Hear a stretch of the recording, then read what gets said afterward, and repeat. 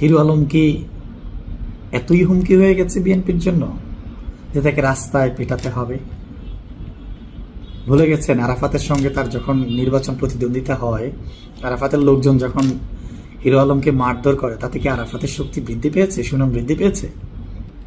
বরং অধিকাংশ ক্ষেত্রে আরাফাতের এটা ডিসক্রেডিট ছিল যে হিরো আলমের একজন লোককে হুমকি মনে করে, হিরো আলমের কাছে প্রতিদ্বন্দ্বিতা করতে ভয় পায়, যাতে করে তাকে মানে ফিজিক্যালি অ্যাসল্ট করতে হবে, তাকে হ্যারাসমেন্ট করতে হবে, তাকে অত্যাচার করতে হবে, রাস্তায় পিটাতে হবে, তাহলেই ক্ষমতা প্রদর্শন হবে। এটা ভুল চিন্তা। আওয়ামী লীগ তো খরচার খাতায় চলে গেছে, তার রাজনীতি তো 15 বছরেও তার রাজনীতি আবার ফিরে আসবে কিনা আগের প্রভাবে তা নিশ্চিত না। কিন্তু বিএনপি কি করছে?